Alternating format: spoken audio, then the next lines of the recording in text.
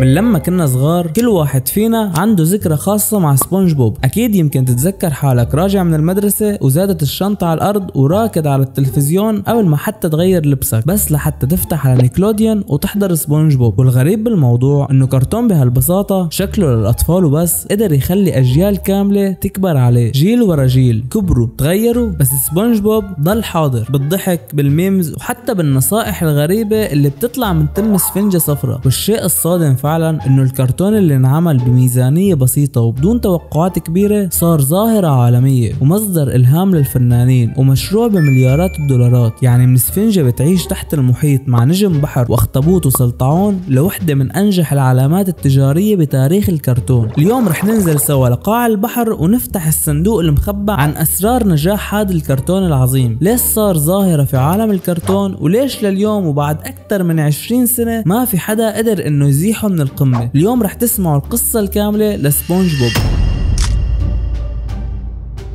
القصة كلها بتبلش مع شخص اسمه ستيفن هيلنبرغ. ستيفن كان مدرس أحياء بحرية وبنفس الوقت فنان بحب الرسم والكرتون لدرجة انه كان يعلم طلابه عن عالم البحر بطريقة مسلية، وعمل كتيب صغير اسمه منطقة المد والجزر. الكتيب كان فيه رسومات لمخلوقات بحرية غريبة وشخصيات كرتونية خيالية. من هون لمعت الفكرة براس ستيفن وقال ليش ما بعمل مسلسل كامل بدور عن عالم كامل تحت البحر بس بطريقة مضحكة وذكية بنفس الوقت. ستيفن آمن انه البحر مو بس عالم مظلم وغامض بل انه ممكن يكون مليان شخصيات كوميدية وكل شخصية عندها طابعها الخاص. ومن هون يا صديقي بلشت رحلة ولادة شخصية سبونج بوب.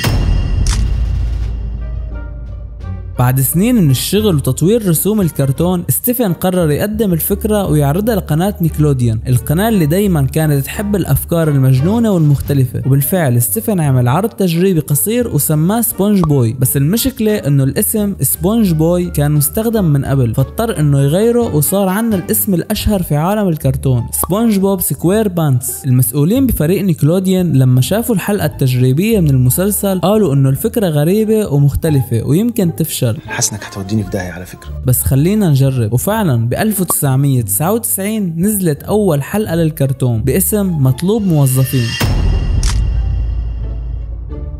سنة 1999 ما كانت سنة عادية أبدا بتاريخ الكرتون، كانت بداية عصر جديد. من أول حلقة للكرتون الجمهور حس بشي جديد. الكرتون ما كان موجه للأطفال بس، كان فيه نكت للكبار كمان بس بطريقة ذكية ما بتخدش الطفولة. خذ معك كومة القمامة هذه.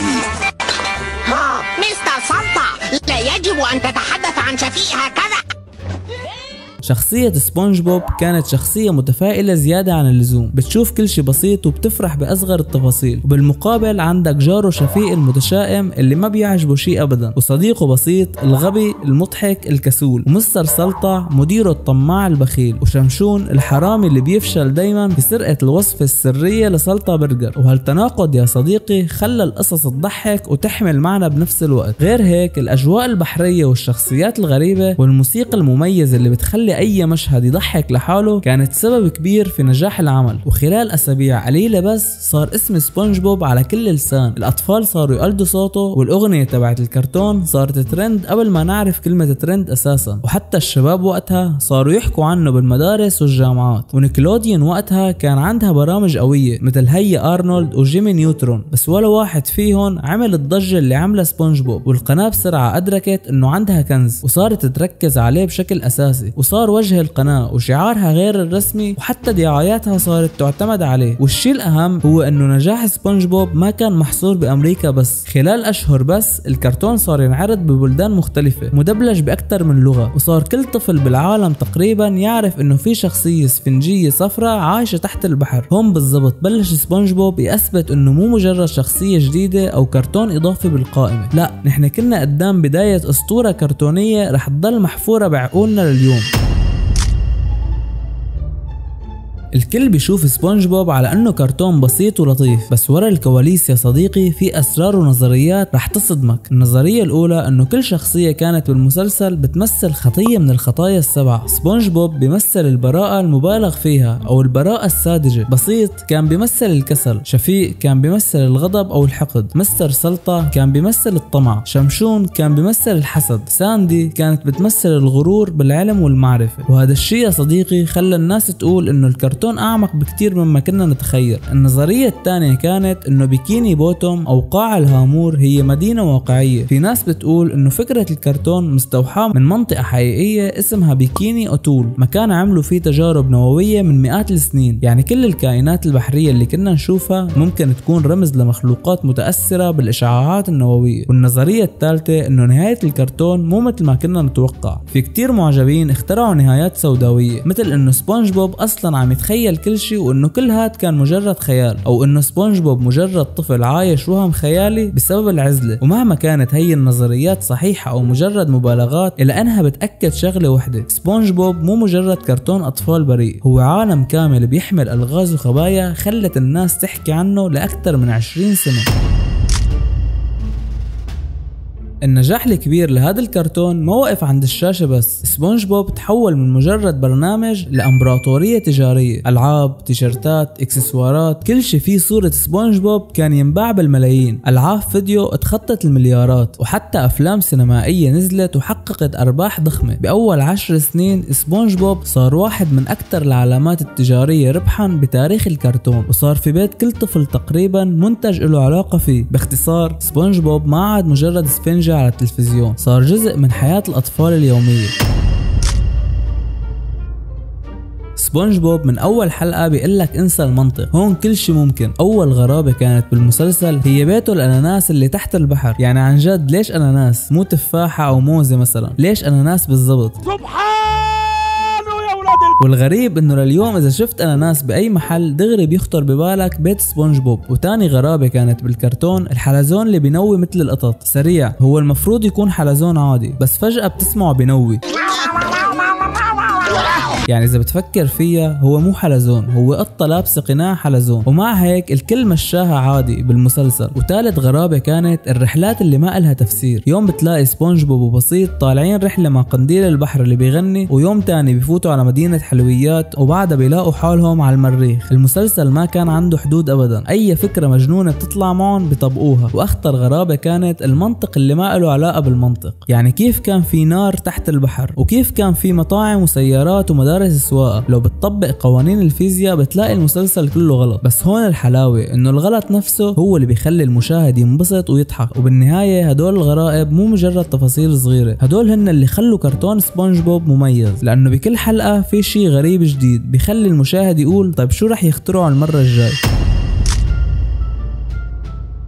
وقت ما كان المسلسل بقمة نجاحه صارت ضربة قوية بفريق الإنتاج. ستيفن هيلنبرغ صانع كرتون سبونج بوب تم تشخيصه بمرض عصبي نادر اسمه ALS، بس مع ذلك ورغم مرضه كمل إبداعه وكان موجود لحد آخر لحظة تقريبا، وتوفى سنة 2018 تارك وراه إرث رح يضل موجود لسنين. الجميل إنه سبونج بوب ما مات مع صاحبه، بالعكس المسلسل كمل، والأفكار تبع ستيفن صارت حجر أساس لأي حلقة جديدة في الأجزاء اللي انعملت بعد رحيله. وأكيد كتير ناس لاحظت هبوط مستوى المسلسل من بعد الجزء الثالث، والسبب طبعا كان واضح يا صديقي: رحيل ستيفن هيلنبرغ.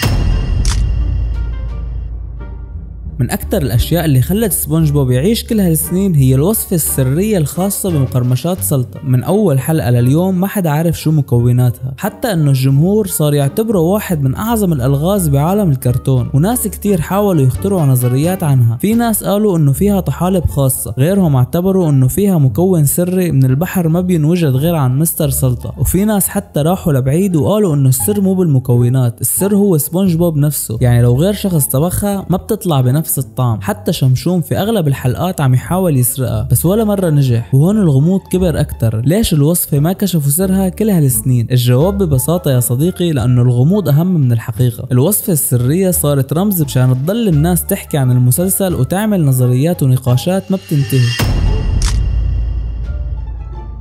هون بيجي السؤال الأهم يا صديقي، ليش ملايين الناس تعلقوا فيه بهالطريقة؟ الجواب لأنه سبونج بوب قدر يعمل خلطة نادرة، ضحك بسيط للأطفال، كوميديا ذكية للكبار، وشخصيات قريبة من حياتنا اليومية. كل واحد فينا شاف حاله بشخصية من الشخصيات، في ناس شافوا حالهم بشفيق المتذمر أو بسيط الكسول أو حتى سبونج بوب الطموح. وفوق كل هاد المسلسل قدر يخلط بين الأكشن، الكوميديا والقصص الإنسانية الصغيرة اللي بتعلق بعقلك وبتتحول لذكريات ما بتنتسى. مين بينسى حلقة سبونج بوب وبسيط لما تبنوا قوقعة صغيرة وصاروا يتصرفوا كأنهم أب وأم، أو حلقة لؤلؤة بنت مستر سلطة اللي كلنا حسينا إنه في عندها مشاكل مراهقين حقيقية. هي اللحظات البسيطة هي اللي خلتنا نحب هالمسلسل، مو لأنه بس بيضحكنا بل لأنه عم يلمس قلوبنا.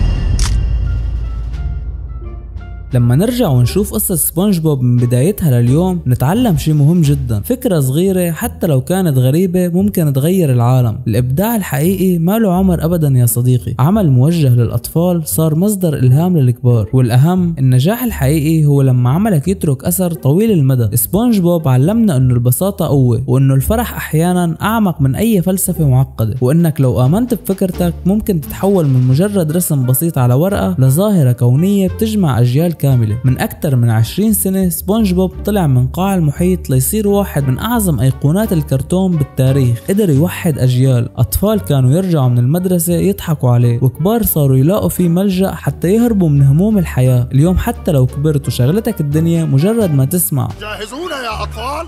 رح يرجعك لطفولتك ويذكرك بالضحكة اللي كانت صافية وبالأيام اللي كانت أبسط. القصة مو قصة سفنجة صفراء، القصة قصة كيف الإبداع الصادق لو انولد من قلب مليان حب وشغف بيقدر إنه يعيش للأبد. وهيك بنكون وصلنا لنهاية القصة الكاملة لسبونج بوب. إذا عجبك الفيديو لا تنسى تعمل لايك وتشترك بالقناة، لأنه الحلقات القادمة رح تكون أقوى بكتير. أنا مستر أيهم، سلام.